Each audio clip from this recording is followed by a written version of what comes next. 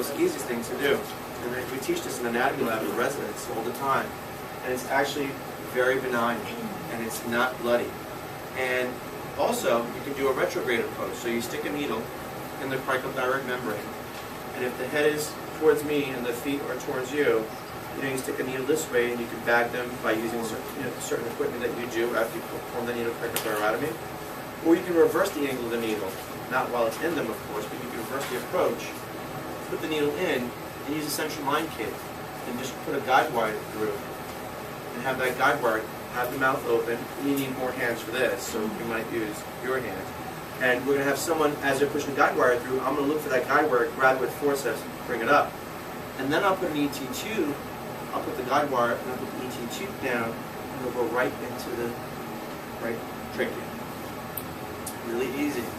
We really have to just calm down when we do these procedures, right? I mean, so think about it. The concept here is pretty simple, right? What did I just do? I just put a little needle. It went into an open space. I put a guide wire through. It came out of their mouth. I've done this. And then you put an ET tube, and it's in the right place because you know it's in the right place, right? And it's easy. It's not bloody. It didn't cause a mess. But there's other ways to skin a cat, right? So it becomes easy if you keep your cool, you remember these techniques, or you remind your attending to certain techniques, right? It's not so hard. I think I've only missed one intubation in my entire life. So, respiratory emergencies, so they're not in arrest, but they certainly have abnormal breath sounds, abnormal positioning, right? What's the more problem position here for the child, right? Is when they're tripod, they're sitting up, you try to lie them down, they can't lie down, they jump back up. And in certain cases, they want to stay in mom or dad's arms and their lap. And so let them be like that, right? Let them be like that and work around it. So cardiac issues, now they're pulseless, right? You put them on the AED, or the EMS puts them on the AED, you put them on the cardiac monitor, they're in VFib, pulseless VTAC. Defibrillate, he wants to joule them out here, it's 2 joules per kg, right? Again, everything is weight-based, so we need that weight. So 2 joules per kg. If they're in an SVT or some sort of abnormal rhythm that we need to synchronize cardiorhythm, it's 0.5 to 1 joule per kg. So for the cardiac aspect of these kids, which are rare, it does happen, we want, if we need cardioversion, the numbers you need to remember is 2 or 1, really, right? 2 for the pulses VTAC, right, VFib, or 1 for synchronized cardioversion. These numbers sometimes you have to really do commit to memory, because there's really no time to look up these numbers online. Go to emedicine.com. You need to know certain doses, you need to know certain numbers. Those things you should really just commit to memory. Know that we're going to shock at 2 joules per kg, but you guys have the weight, and that's what we do. So we need to know that, you need to know that. Now the ET medications for kids, again, actually I did an error here. It's not naval, it's actually lean. So lean stands for lidocaine, epinephrine, Narcan, and atropine, right? So those are the numbers there. We don't do Valium, we don't do vasopressin anymore, any of that stuff. So actually I had to update that. I didn't do that. So it's lean, L-E-A-N. That's your mnemonic. So take the V out. And we do 2-3 times a dose, because obviously, as you know, this is not going right into the vascular structures here. This is going into the alveolar space. This is going to get absorbed through the lungs. So we need to increase our dose there for it to be efficacious, for it to be effective, right? And vascular access in these folks, right? If we don't get an IV, if we don't get two sticks, you're done. You should really advocate for an IO or central line. In fact, IO is the way to go because it's easy, it's fast, it's quick. In those cardiac arrest cases, those respiratory emergency cases, who cares if they have a little hole and it will heal over time? You save their life. So let's not try to keep sticking over again. A lot of EMS protocols, you'll see, I mean, not so much in New York so much, you'll see it because the transfer times are so quick. But in other places, even upstate, everyone gets IOs. And I think probably they just love putting an IO in for the most part, but I think everyone gets IOs. It's interesting, but it is the way to go. Bradycardia, right? So you have your cardiac kit cases, right? Bradycardia is the most common rhythm you're going to see, right? So of all rhythms you're going to see in those cardiac arrests, those cardiac resus cases for kids, I mean, obviously besides assisted being not so good, but you'll see bradycardia. You'll see a heart rate of 30, 40 in a child, which is obviously not normal. And the reason for that is not because they're having an MI or a third-degree AV block or whatever it is. It's because they don't have oxygen. It's a respiratory component that's causing their bradycardia. And so don't worry about the bradycardia. Don't all of a sudden give them atropine. Figure out why. Usually it's something oxygen related, and provide them the O2 they need, and that heart rate is going to perk right up real quick. Resuscitation fluids, we kind of know a little bit about this, right? The 20 cc's per kg, right? Boluses, repeat boluses, but for blood it's 10 cc's per kg. So just know that number difference, 20 versus 10. The 10 is for blood products, and that's how we do it to kids. That's the formula for children. Code drugs, really the more important ones for us is adenosine, atropine, epinephrine, or of course, naloxone, right? They get into mom or dad's little stash, and more common. Not only do we see adults getting narked up, but now we see kids, unfortunately, thinking it's Tic Tacs or something. Burns.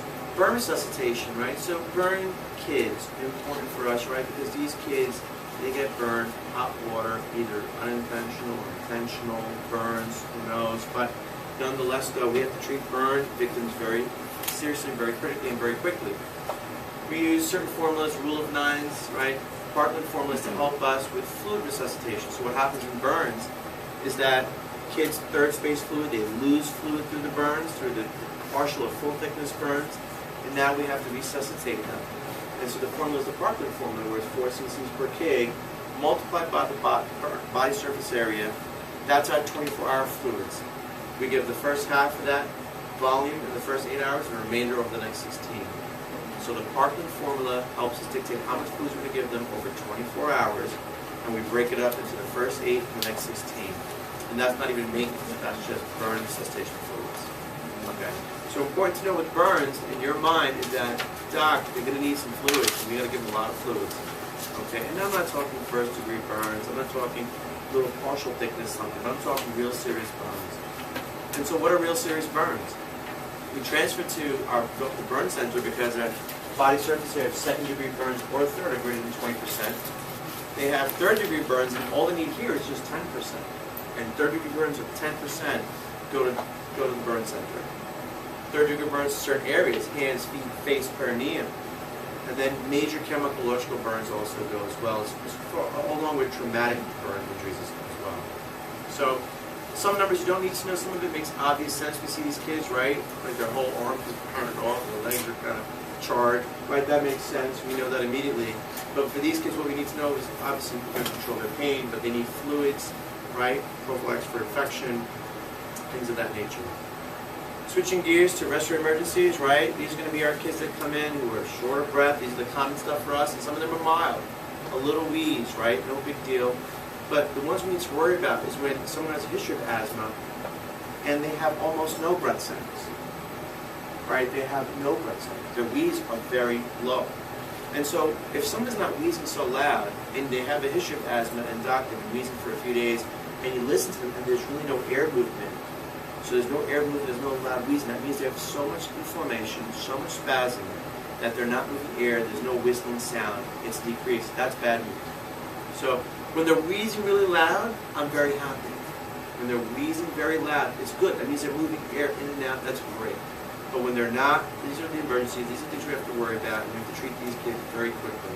So that's for asthma. Epiglottitis. We've kind of mentioned this before a little bit. We've alluded to the fact that the epiglottis gets very inflamed here, your vocal cords. This is normal anatomy. You can see the vocal cords in the anatomy really well, but epiglottitis swelling can obstruct that airway.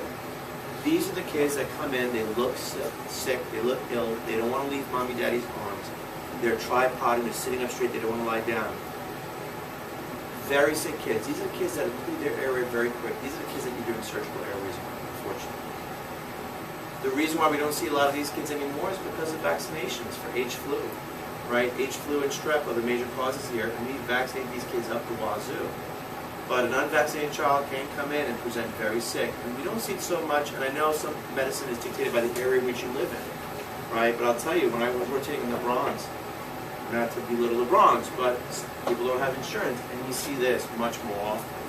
You see this much more often. So these are respiratory emergencies, epiglottitis, and these people we have to take very seriously, almost with kid gloves. These are probably the worst kids to get.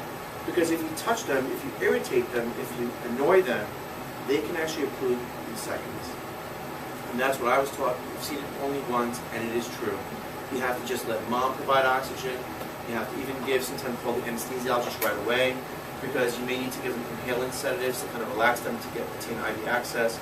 These are the kids you don't want to be poking right off the bat as they're crying. So recognize that ill-appearing epiglottitis kid and treat them with kid gloves.